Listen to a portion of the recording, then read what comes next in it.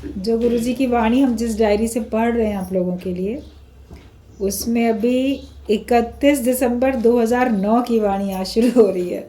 मतलब कि 2009 का अंतिम दिन। तो उस दिन में गुरुजी ने क्या संदेश दिया सब लोगों के लिए? तो कहा है कि आज पुराने साल को तुम अलविदा कहने आए हो और नए साल का स्वागत करने आए हो। इसका मतलब ही है कि पुराना सब आज के दिन छूट जाना चाहिए। जैसे साल तुम्हारा चला गया, कैलेंडर को उतार के अलग रख देते हो 31 दिसंबर के बाद, तो अपने अंदर की भी तो पुरानी बातें अलग करके रख दो। उसको तो टांगे रखते हैं अंदर, बातों को सामने सामने रखते हैं, भूलती नहीं है। तो ये है कि पुराना सब आज के दिन छूट जाना चाहिए। पुराना जीवन, पुरानी बातों को भीतर से अलविदा करने की कोशिश करो। हो नहीं पाती हैं तो तुम अलविदा करने की कोशिश तो करो। हम भुलाना नहीं चाहते हैं, उनको छोड़ना नहीं चाहते हैं, ज़बरदस्ती भी पुरानी बातों को याद करेंगे। कई बार आप देखो, कोई भी ऐसा दिन आएगा, त्यौहार आएगा, कोई और होगा अवसर, तो आप जानबूझ के पुरानी बातों को याद करोगे, अच्छी बातों को भी याद करोगे, लेकिन कंपेयर करोगे उनको आज के दिन से। आज तुम उस स्थिति में अच्छे हो कि बुरे हो से कंपेयर करोगे। अगर पहले अच्छे थे तो फिर तुम बोलोगे कि आज जो है, तब वो मैं कितना अच्छा था, आज मैं नहीं हूँ। ये दिन, ये त्यौहार हम पहले कितने अच्छे से मनाते थे, आज नहीं मना पा रहे हैं। कंपेयर करते हैं ना पुराने को और आज को, और उसमें फिर मायूस होते हैं। और अगर आज हम बहुत अच्छा मना पा रहे हैं वो दिन, वो त्यौहार, अब पहले नहीं मना पाते थे, तो भी याद करके दुखी हो जाओगे कि देखो आज सब कुछ है, इतना सब है, लेकिन कभी ऐसा था हमारे पास नहीं था। हम कितनी गरीबी से, कितनी परेशानी से त्यौहार मनाते थे। मुंह मीठा करने के लिए, किसी को खिलाने के लिए मिठाई भी नहीं होती थी, ऐसा वैसा कुछ भी कमी अगर है तो उस कमी को याद करोगे। या उस समय जो भी परिवार के लोग थे उनमें से मान लो ईश्वर इच्छा से कोई चला गया, दुनिया से चला गया, अब बाद में आपके संपन्नता अधिक हो गई, तो भी याद करते हो कि देखो उसके सामने नहीं था ऐसा, उसके सामने हम लोग कितने परेशानी में थे, आज सब कुछ है लेकिन वो व्यक्ति नहीं है। तो उसको याद करके फिर मन उदास होता है, दुखी होता है। जीवन चलने का नाम, चलते रहो सुबह शाम। आगे बढ़ने का नाम ही जिंदगी है। हर दिन हमको अनुभव देके जाते हैं और हमारा कुछ हिसाब किताब है जो पूरा होता जाता है। मनुष्य के नए कर्म बनते रहते हैं, पुराने कर्मों के फल मिलते रहते हैं। इसी का ही नाम जीवन है। जो उसको सहजता से स्वीकार कर लेता है वो खुश रहता है, अशांत नहीं होता। लेकिन अगर हम उसको सहजता से नहीं स्वीकार करते हैं तो मन हर समय खिन्न रहता है, हर समय मन अशांत रहता है। तो मन की शांति सबसे बड़ी चीज़ है। कहा जाता है धिक्कार है उस कर्म को जिससे ना होवे शांत मन। कितने भी अच्छे कर्म करो लेकिन वो कर्म को धिक्कार है अगर उसको कर्म को करने से तुमको मन में शांति नहीं आती है। मन की शांति सबसे बड़ी चीज़ है। तो पुरानी बातें आपके अंदर से चली जाएं, इसके लिए तुम कोशिश करो। कोशिश करोगे तो कामयाबी मिलेगी। अगर कोशिश ही नहीं करेंगे तो कैसे कामयाबी मिलेगी? मन चाह ले तो वो ऊंचा उठ सकता है, नहीं चाहेगा तो वहीं का वहीं, कोल्हू के बैल की तरह वही मैं मेरे में, वही पास्ट प्रेजेंट फ्यूचर इन्हीं में ही घूमता रहेगा वो। तुम्हारा जीवन रोज नया होता जाए, उसके लिए पुराना छोड़ना ज़रूरी है। कैसे आत्मिक उन्नति हो ये सोचो, जो बीत गया उसे भूल जाओ। हमारी आत्मिक उन्नति कैसे हो इस बात के ऊपर ध्यान रखो। जो बीत गया तो उसको भूल जाओ, उसमें अटक के नहीं बैठ जाओ। अपने से चेकिंग हो, हर दिन की चेकिंग हो। अभी नए साल में आप लोग भी चल रहे हो, जनवरी ख़त्म हुई है, अभी एक ही साल पूरा, एक ही महीना पूरा हुआ है इस नए साल में। तो अपनी भी तो स्थिति रोज़ चेक करो कि हम उन्नति में हैं कि अवनति में, गिरावट होती है कि नीचे उठते हैं। कल से आज में मुझे और दृढ़ता आनी चाहिए। जितना जितना ज्ञान हमारे अंदर जाएगा उतना उतना आपके अंदर में शक्ति आएगी, सेल्फ कॉन्फिडेंस आएगा। बिना ज्ञान के नहीं आता सेल्फ कॉन्फिडेंस। हम अपने में बड़ा दीनहीन अपने को महसूस करते हैं, परेशान होते हैं। ज्ञानी अपने ज्ञान के बल पे मस्त रहता है और बड़ा दृढ़ और शक्तिशाली होके रहता है। ज्ञान की ही शक्ति उसके पास होती है, बाकी शक्ति तो परमात्मा सबको दे ही रहा है, और उन शक्तियों का तो अभिमान ही करते रहते हैं। और कोई अपने विचारों से अपने आप को ऊंचाई पे जाए नीचाई पे जाए, अपने विचारों से अपने आप को खुश रखता है, दृढ़ रखता है। तो अपने विचार हमको अपने अनुकूल बना लेने आने चाहिए। बाहर की परिस्थितियों को तो अपने अनुकूल नहीं कर सकते, लेकिन अपने ख्यालों को तो अपने अनुकूल कर सकते हो। तुम्हारा जोर तुम्हारे विचारों पे तो चले, तुम्हारे ख्यालों पे तो चले तुम्हारा जोर। दूसरा मेरे हिसाब से नहीं सोचता, दूसरा मेरे हिसाब से नहीं करता, वो सोच सोच के मन परेशान होता है। लेकिन तुम जैसा चाहते हो, क्या तुम्हारा मन बुद्धि उस हिसाब से चलते हैं, उस हिसाब से सोचते हैं, या तुम मन और बुद्धि के अधीन होके चलते हो? कौन चलाता है तुमको? तुम्हारा मन तुम्हें चलाता है, तुम्हारी बुद्धि तुम्हें चलाती है, या तुम मन और बुद्धि के स्वामी हो गए? मनुष्य मतलब मन का ईश्वर, मन का मालिक। आपको अपने मन को स्थिर करना, मन को रोकना, मन को मोड़ना सब आना चाहिए, और बुद्धि आपकी स्थिर हो जाए, परमात्मा की तरफ चली जाए, अच्छाई की तरफ जाए। लगाम अपने हाथों में रखो, अपने मन बुद्धि इंद्रियों की, अपने शरीर की, तन मन की, सबकी लगाम अपने हाथों में, कि तुम्हारे हिसाब से वो सब चलें। तो कैसे आत्मिक उन्नति हो ये सोचो। जो बीत गया उसे भूल जाओ। इंसान जीता रहता है पर पुराने को ही दोहराता है। रोज़ ही ये गलती करते हो। और कभी सोचो कि पुराना क्यों दोहराते हो? कभी ये सोच के तो देखो कि पुराना आखिरकार हम दोहराते ही क्यों हैं? हर एक पास्ट को याद जब जब करे तो सोचे मैं उसको क्यों याद कर रहा हूँ, मुझे आज उस बातों को याद करके क्या चाहिए, क्या मैं हासिल करना चाहता हूँ, क्या प्राप्त करना चाहता हूँ, क्या मैं अनुभव करना चाहता हूँ। जो कुछ उसको याद करके मुझे अनुभव हो रहा है, क्या मैं उसको वास्तव में चाहता हूँ? अगर हम चाहते हैं तो तुम्हारी चाहत पूरी हो रही है तो खुश रहो, फिर उदास क्यों होते हो, फिर दुखी क्यों होते हो? अगर आप पुरानी बातें सोच के आपको लगता है हाँ मैं यही अनुभूति चाहता था, तो उसमें खुश भी तो रहो। लेकिन अगर पुरानी बातें सोच के आप दुखी परेशान होते हो, तो क्या तुम अपने को दुखी परेशान करना चाहते थे जो वो बातें सोचते हो? और अगर चाहते थे और वैसे हो भी रहे हो तो भी किसी से शिकवा शिकायत नहीं।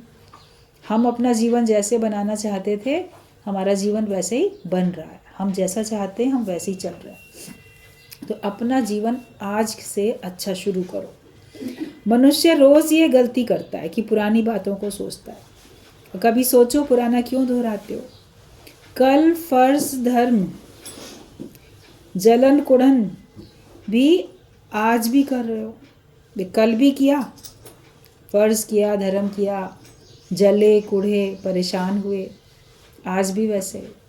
कल भी माया का चिंतन, माया की चिंता, आज भी माया का चिंतन, माया की चिंता। कभी तो भगवान का चिंतन हो, कभी तो चिंता मुक्त हो जाए।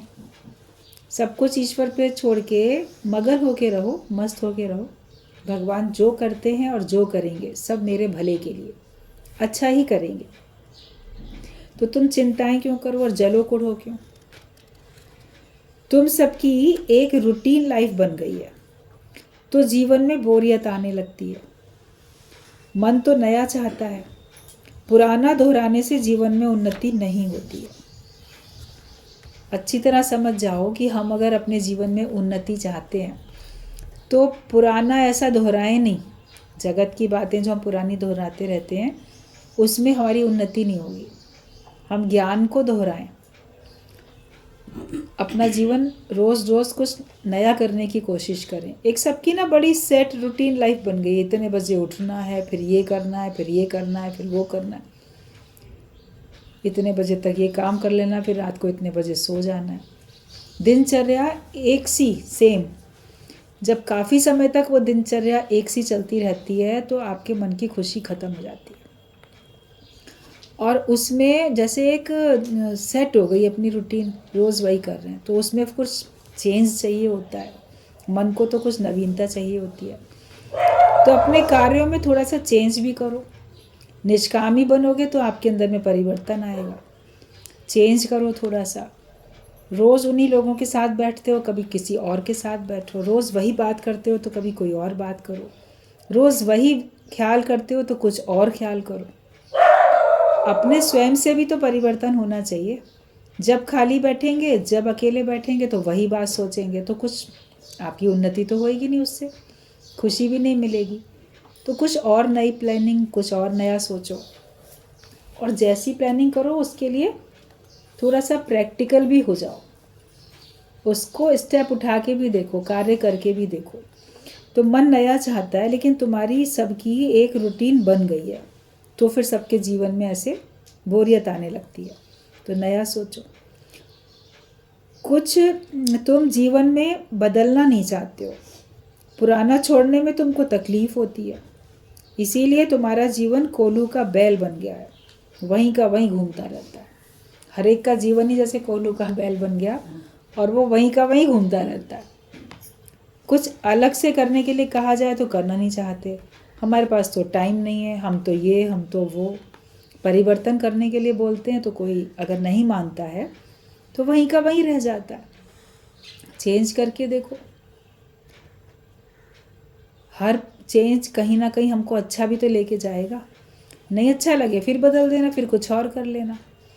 सत्संग तो रहता ही है, लेकिन सत्संग में भी आपको अलग अलग वाणी रोज़ मिलती रहती है ना।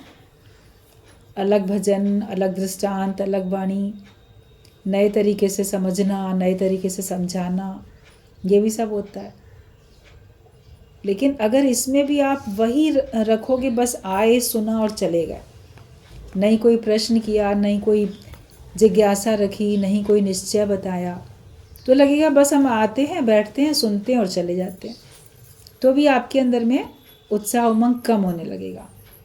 लेकिन किसी कार्य में लोगों, गुरुजी बोलते थे कुछ अपने आप को किसी प्रकार की सेवा में बांध लो कि हमको ये कार्य करना है, इस सेवा में लगना है। तो उससे आपको एक जोश रहेगा कि हाँ मुझे जाना है और मुझे ये करना है। तो नियम भी बनेगा और साथ साथ उससे हमारे अंदर में उत्साह उमंग भी होगा। आज्ञा मान सदा सुख पाए। जो भी आज्ञा में चलेगा तो उसको फिर सुख मिलना ही मिलना है। अपने मन की नहीं सुनो, मनमुख नहीं बनो, ते गुरुमुख बनो। मन की मति से चलोगे तो वो हमको जगत में डुबोएगी, लेकिन गुरु की मत तो ले आने, भक्ति बिना बहु डूबे सियाने। हमें गुरु की मत, गुरु की समझ ले लेनी है, उसके हिसाब से चलेंगे तो भवसागर से फिर हम पार हो जाएंगे। नए में तुम्हें अच्छा लगता है, पर पुराना छोड़ने में पता नहीं क्यों तकलीफ होती है। अब समर्थ बनो कि मनो में सृष्टि का त्याग करो। नया तो सबको अच्छा लगता है, लेकिन पुराना छोड़ने में तकलीफ होती है। नया मिलता जाए लेकिन पुराना भी ना छोड़ो। तो फिर आपके घर में अगर नया आप लेते जाओ सामान, पुराना हटाओ नहीं, तो घर एक दिन क्या होता है, लगता है स्टोर रूम बन गया। हर कमरा स्टोर रूम नज़र आने लगता है, क्योंकि नया सामान आता रहता है, पुराना हटता ही नहीं है। तो जो अब हमारे काम का नहीं है उसको हमें हटाना ही पड़ता है। नहीं हटाते हैं तो आप ही को परेशानी, उलझन होती है। तो ऐसे ख्याल भी अपने अंदर में है, विचार भी अपने अंदर में ही है। पुराने हटाते नहीं हैं, गुरु के ज्ञान से नए विचार लेते भी जाते हैं, तो भी वो जैसे कि आपको उलझाता ही है। इसलिए छोड़ो कल की बातें, कल की बात पुरानी। जो बातें हमको परेशान करें, जगत में लेके जाएं, उन बातों को भूल जाना ही बेहतर है, उसको छोड़ देना ही अच्छा है। अब तुम समर्थ बनो। पहले तो छोड़ने में समर्थ नहीं थे, लेकिन अब समर्थ बनो कि हम पुरानी बातों को भूल सकते हैं, छोड़ सकते हैं, क्योंकि हम नए में इतने व्यस्त हो गए हैं कि टाइम ही नहीं है। अपने पास्ट को याद करने का तुम्हें टाइम ही ना मिले, इतना व्यस्त हो जाओ ज्ञान के कार्य में।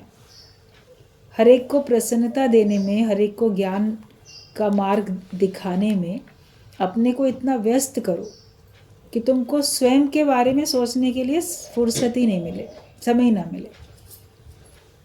उसके लिए भगवान सोच रहा है तुम्हारे लिए। तुम भगवान के कार्य में सहयोग करते हो, भगवान तुम्हारा कार्य पूरा अच्छा बनाते चले जाते हैं। कहा जाता है कि ईश्वर के कार्य में जो लग जाता है तो उसका सारा काम भगवान बनाते ही चलते हैं। उसको समझ भी नहीं होती, लेकिन तो भी देखो बनता रहता है। कितने भक्तों के ऐसे एग्जाम्पल शास्त्रों में आते हैं कि उसने सोचा नहीं, लेकिन तो भी भगवान ने उनकी घर की परिस्थितियाँ और दूसरी भी चीज़ें जब छोड़ दिया भगवान के ऊपर, तो सब धीरे धीरे सब ठीक हो जाती हैं। अपनी मनोमय सृष्टि का त्याग करो। जो मन में हमने अपनी दुनिया बना के रखी है उसको छोड़ दो। बाहर की सृष्टि तो ऐसी ही है, ऐसी रहेगी, वो चलती रहेगी, लेकिन आपके अंदर की जो सृष्टि है, जो आपने अपना अंदर का जगत है, उसको अगर नहीं मिटाया, उसकी प्रलय नहीं की, तो वो तुमको उलझाता रहेगा। इसलिए अंदर के जगत की प्रलय करने कि मैं नहीं, मेरा नहीं, सब भगवान का ही दिया हुआ है। वैर विरोध हटाओ अपने अंदर से। अगर पुराना साल बीत रहा है, नया आ रहा है, तो पहले पिछले साल में भी हमने वैर विरोध रखा था, और इस साल भी अब वैर विरोध ही रखे हुए हैं। तो फिर नए और पुराने में अंतर क्या हुआ? तो पुराना हटाओ, मतलब कि जो अंदर में भाव था वैर का, विरोध का, वो सब हटा दो।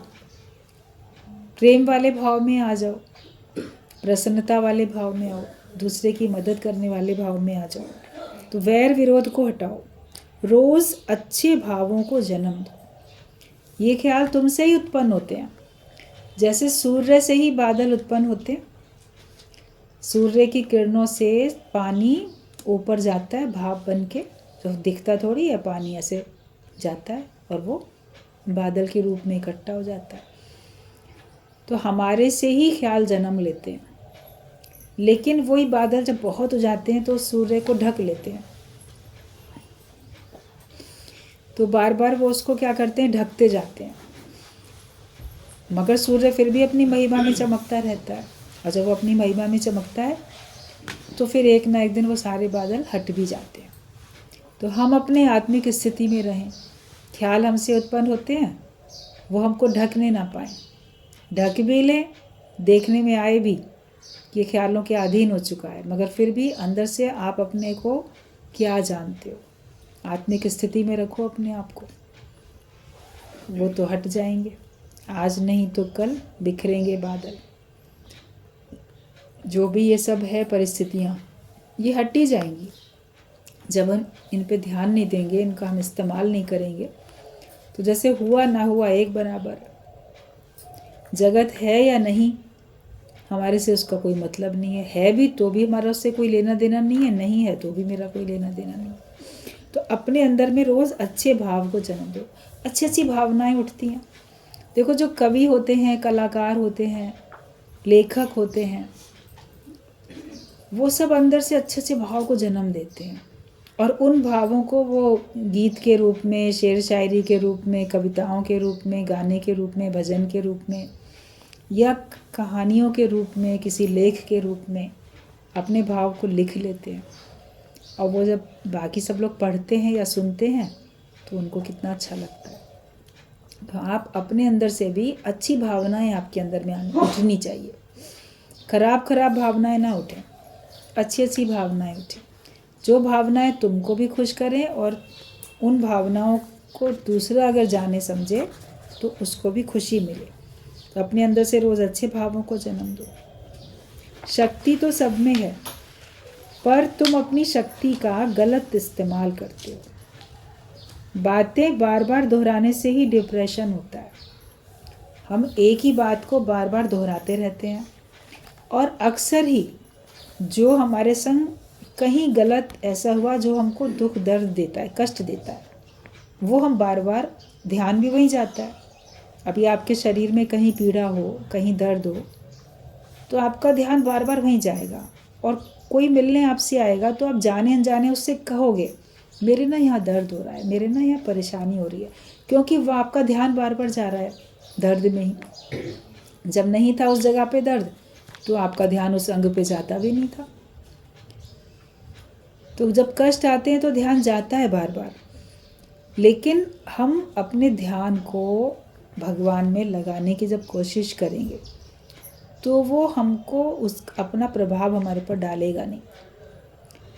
मन हटा लेता है ज्ञानी, तो वो देखता है कि कुछ भी हुआ उसको फ़र्क ही नहीं पड़ा।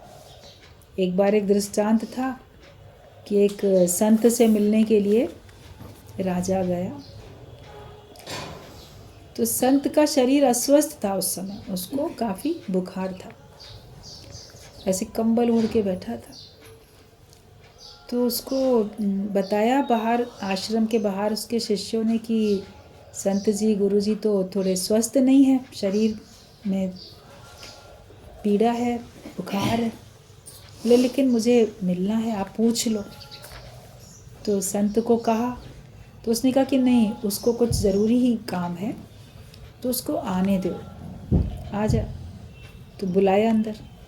तो उससे बात करने के लिए संत ने अपना जो कंबल ओढ़ रखा था, ऐसे उठ के बैठा, उस कंबल को उतार के ओढ़ा, एक तरफ रख दिया और फिर राजा से बातें करता रहा, उसका समस्या का समाधान करता रहा।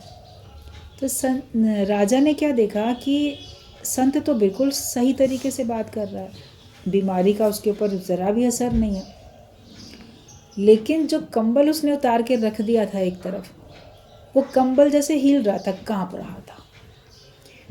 बार बार ध्यान जाए कंबल की तरफ, और बाकी वो देखे संत तो बड़ा उतनी तेज में है, उतनी उसका तेजस्वी चेहरा, उतनी बढ़िया बात। सारी बात जब हो गई, सब हो गया, तो जाने लगा बात करके।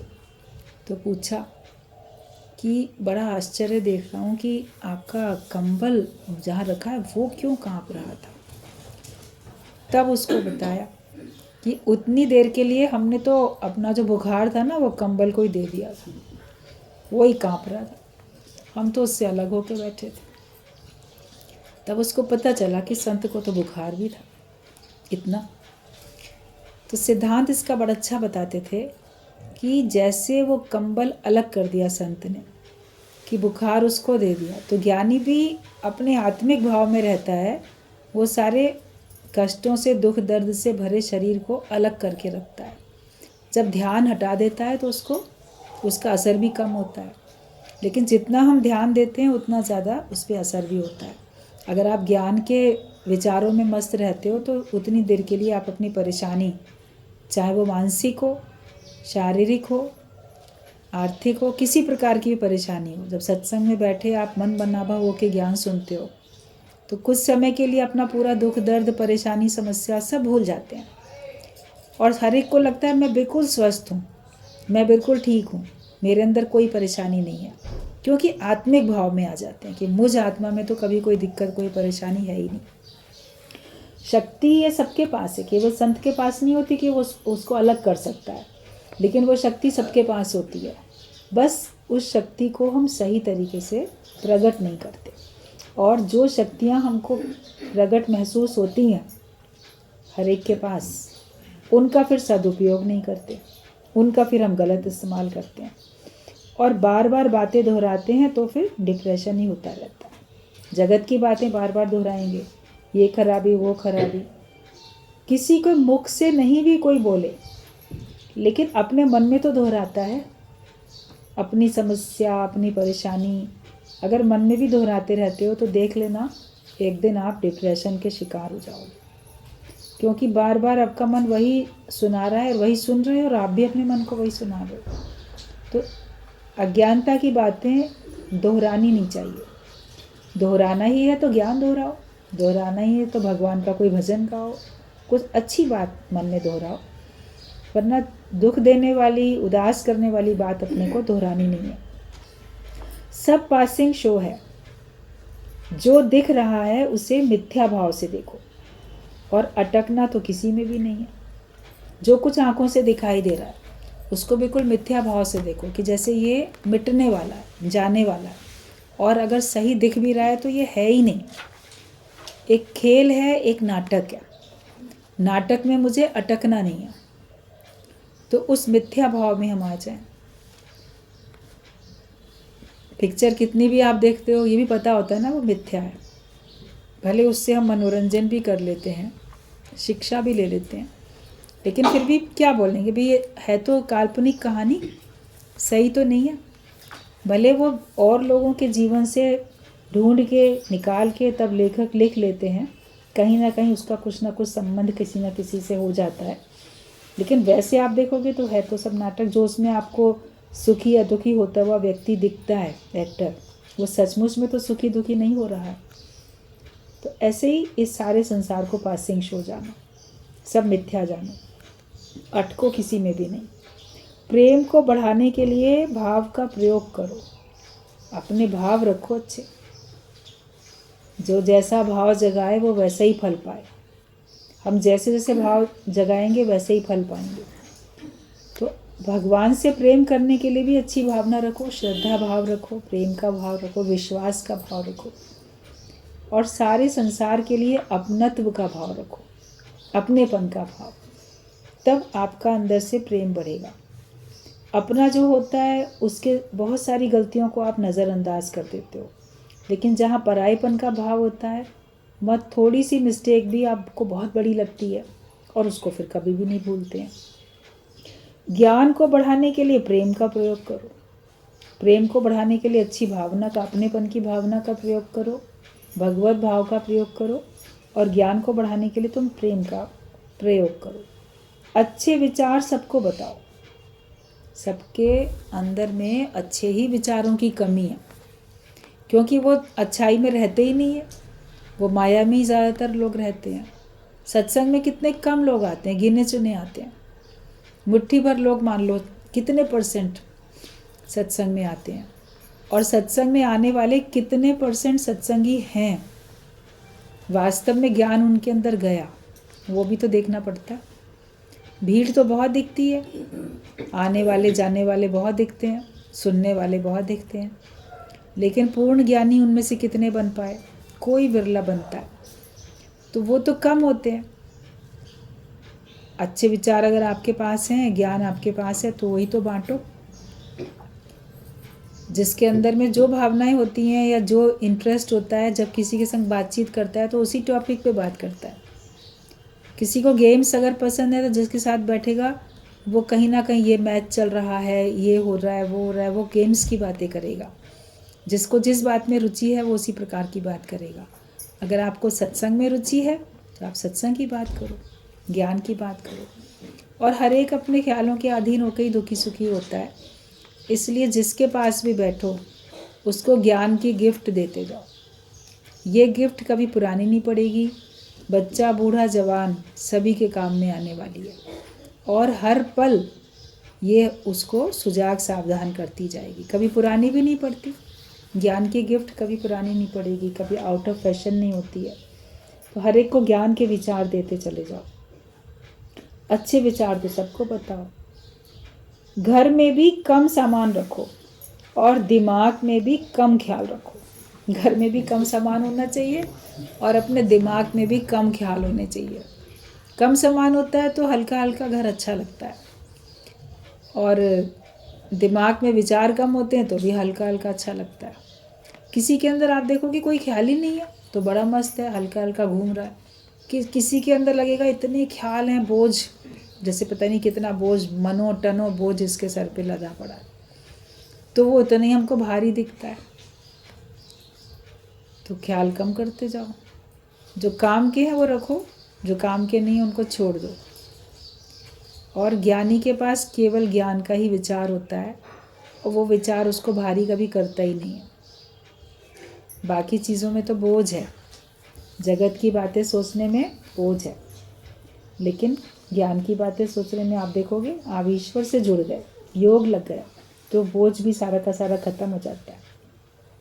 अपने अंतःकरण को भी साफ सुथरा रखो। ना तुम भगवान के बिना चल सकते हो और ना भगवान तुम्हारे बिना चल सकते हो। भगवान को भी भक्त की ज़रूरत होती है और भक्त को भी भगवान की ज़रूरत होती है। दोनों को ही तो एक दूसरे की आवश्यकता है। आप बोलो भगवान को मेरी कोई ज़रूरत नहीं है, मुझे ही ज़रूरत है, तो भगवान बोलेगा हम भी तो तुम भक्तों के बिना अधूरे हैं। अगर भक्त ना हो तो कोई भगवान को कैसे प्रकट करेगा। तो अपने से एक से अनेक होने के लिए तो भगवान ने सारी सृष्टि बना दी। तो सबको एक दूसरे की ज़रूरत है। आकाश से अलग कुछ नहीं है, सब उसी के अंदर है। जो भी खाली स्थान आकाश दिखाई देता है, उसी में तो बाकी सब कुछ भी दिख रहा है ना। पृथ्वी भी, जल भी, अग्नि भी, वायु भी, सब उसी में ही है। तो सब भगवान में ही है। आत्मा को आकाशवत बोला गया, परमात्मा को आकाशवत बोला गया, निर्लेप न्यारा, और सबको अपने में समाये हुए। तो भगवान निर्लेप न्यारा भी है, लेकिन सबको अपने में उसने समा भी रखा है, सब उसी के अंदर है।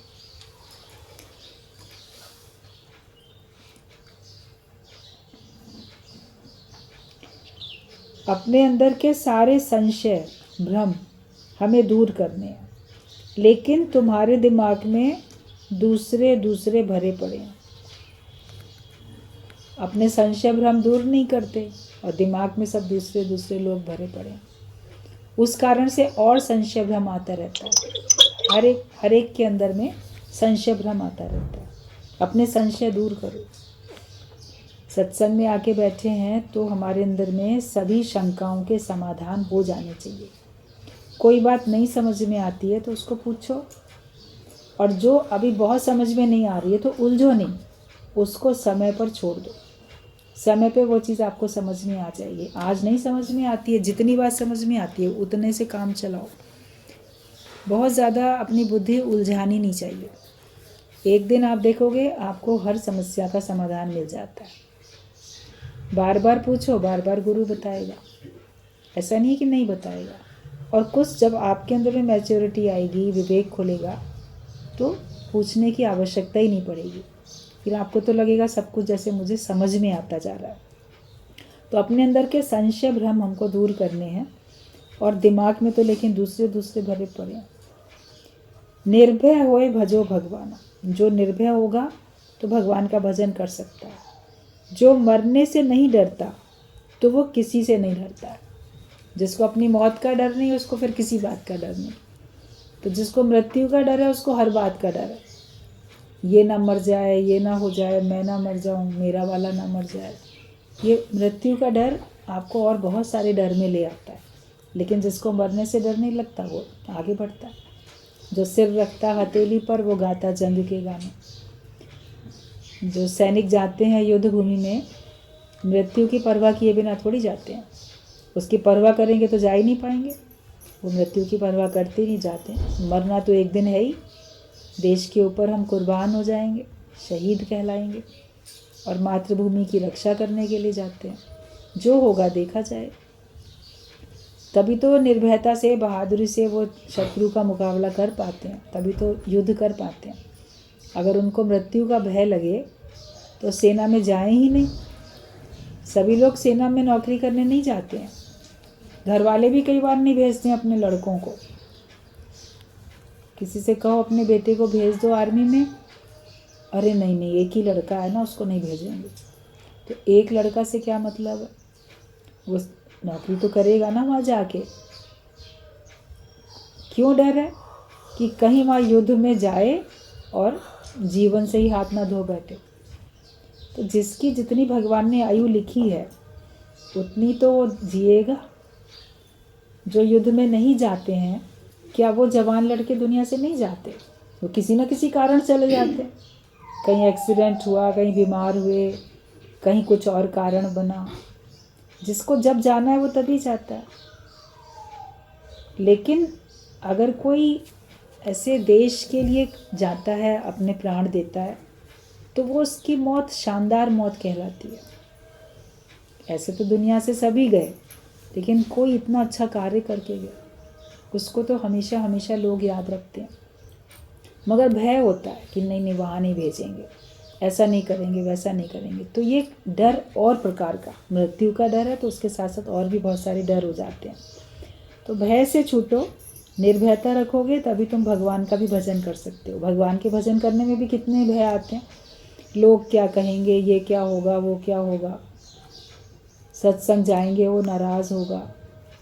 तो उसकी नाराज़गी की परवाह क्यों हो रही है? क्योंकि हमको मृत्यु का डर है। ज़्यादा में ज़्यादा कोई क्या करे। सत्संग में अगर आप स्टेप बढ़ाओगे कि हम सत्संग जा रहे हैं, तो कोई आपके संग ज़्यादा में ज़्यादा क्या करेगा? आपके प्राण ले लेगा। तो जाओगे तो तुम्हारा हम मर्डर कर देंगे, मार डालेंगे जान से। तो जिसको अपनी मृत्यु की परवाह नहीं होती वो निकल जाता है, बोलते मारना है मार डालो, हम तो जा ही रहे हैं। ये जो जीवन है, ये जो प्राण है, ईश्वर की राह में चले जाएंगे, कुर्बान हो जाएंगे। तो मृत्यु से अगर नहीं डरते हो तो आप ज्ञान में आगे बढ़ सकते हो। फिर कोई बोलेगा तुम जाओगी ना सत्संग में तो मैं अपने को मार डालूंगा, तो उसकी मृत्यु से डर जाते। एक आती थी सत्संग में बहुत पहले, आए तो उसका पति रोज़ बोले अगर तुम सत्संग गई तो मैं अपने लाइसेंसी बंदूक मेरे पास है, मैं अपने को गोली से मार लूँगा। अब वो आए डरे। अब गीता भगवान के पास आती थी सत्संग में यहाँ लखनऊ में, सच्ची बात बताए भी। गीता भगवान ने कहा कुछ नहीं करेगा वो, जो गरजते हैं बरसते नहीं हैं, तुम निर्भयता से आओ। आए तो फिर वो बोले कि नहीं वो तो रोज़ ऐसे करता है, तो फिर भी चली आती थी। फिर एक दिन तो उसने क्या किया, बोला कि अब तो आज वो अपनी बंदूक लेके चला ही गया कि मैं जाके मार लूँगा, तू आएगी तो मैं नहीं मिलूँगा। तो उन्होंने कहा अगर उसको बंदूक से मारना होता तो घर में ही मार लेता, वो कहाँ चला गया बाहर। गुरु की बात मान के घर गई, लौटा ही नहीं था, शाम हो गई। शाम को वापस आया जिंदा अपनी बंदूक लेके, कहता अरे जब तू मेरी परवाह नहीं करती है मैं तेरे लिए क्यों प्राण दूँ अपने। वो फिर उसने अपने को समाप्त करने का जो प्रोग्राम था ना वही कैंसिल कर दिया। निर्भयता देखी ना उसमें। और फिर उसी के कदमों कदम पे आखिरकार क्या सुनती है क्या करती है, देखा भाला समझा, वो भी सत्संगी बन गया, पति भी उसका। फिर उसके घर में ही सत्संग होने लगा, खुद भी सुनाए, सहयोग करे सारे सत्संगियों का। वो निर्भयता से रही तो सब कुछ अच्छा अच्छा होता गया। तो निर्भयता नहीं होती, भय होता तो अपना भी उद्धार नहीं करती, अपना भी वही घर गृहस्थ में बैठी फंसी रहती, और दूसरा भी उसको देख के आगे नहीं बढ़ता। ऐसे तो उसका पूरा परिवार सभी सत्संगी हो गया। तो ज्ञान में आने में हमको निर्भयता चाहिए। जितना डरोगे उतना जगत आपको डराएगा, और जितना आप अपने में मजबूती रखोगे, मन भी जितना डरोगे मन भी डराता है, अपना मन ही तो डराता रहता है, बाकी जो होना है वो तो होता ही होता है। तो जो मरने से नहीं डरता तो वो किसी से भी नहीं डरता। तुम अपनी आत्माकार स्थिति में रहो और हर समय प्रफुल्लित रहो, अपनी आत्माकार स्थिति में रहो और हर समय प्रफुल्लित रहो। फिर एक पॉइंट है कि जब कोई मनाने वाला नहीं होगा तो तुम्हारा रूठना बंद हो जाएगा।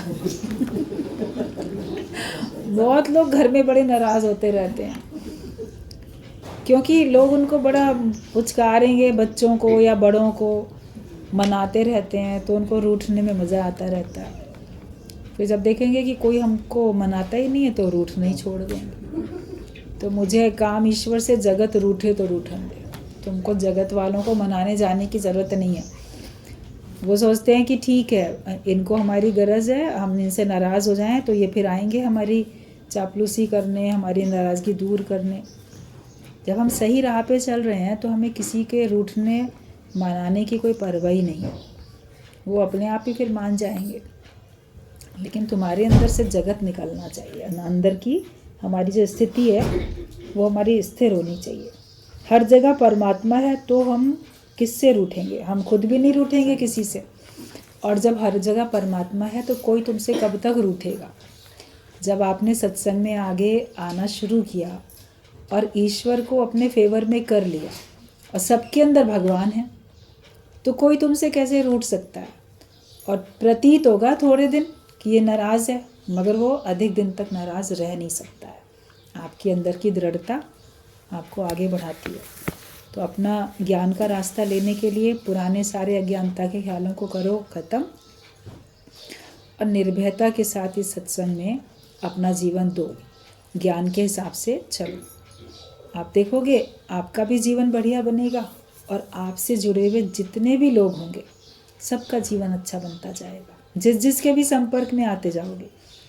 बहुत लोग इस ज़िंदगी में मिलते हैं हर एक को, कितने कितने नए लोग, पुराने लोग, अजनबी लोग, ऐसे मिलते जाते हैं थ्रू एंड थ्रू, और वो सब ज्ञानवान होते चले जाते हैं। एक से एक करते करते तो इतने सब तरफ कितना सत्संग है, एक से एक सुनाते सुनाते ही तो हुआ, कितने लोग मिलते चले गए। तो ज्ञान से जीवन हमारा अच्छा बनता है। तो पुरानी बातें छोड़ो और अपना ज्ञान समझो। जब तुम्हें दूसरे का मूड ऑफ नहीं पसंद तो तुम बिगड़ा, उदास, दुखी, निराश चेहरा क्यों बनाते हो? तुम्हारे चेहरे पर सहज मुस्कान हमेशा रहे। अपने अंदर सहज मुस्कान हमेशा रखो। दूसरे का कौन सा चेहरा पसंद नहीं आता है? कोई उदास है, परेशान है, गुस्से में है, मूड ऑफ है, तो उसका चेहरा तो पसंद नहीं आता। उसको बोलोगे देखो देखो अभी दिखाते हैं तुमको, तुमने कैसा चेहरा बना के रखा है, तो उसको तो आईना दिखाने की कोशिश करोगे। तो क्या तुम्हारा वैसा मूड ऑफ दूसरे को पसंद आता है? तुम्हारा ऐसा चेहरा बना हुआ क्या दूसरे को पसंद आता है? तो दूसरे को भी तो नहीं पसंद आता है। तो तुम अपने चेहरे पे सहज मुस्कान रखो, मुस्कुराते हुए को देख के दूसरा भी मुस्कुरा लेगा।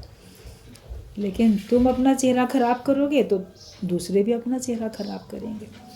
इसलिए दूसरे को दोष नहीं दो, अपने खुद देखो कि तुम खुद क्या करते हो, अपने कर्मों के तुम जिम्मेदार हो। तो सहज मुस्कान रखो तो तुम्हारे लिए सब तरफ मुस्कुराते हुए लोग मिलते चले जाएंगे।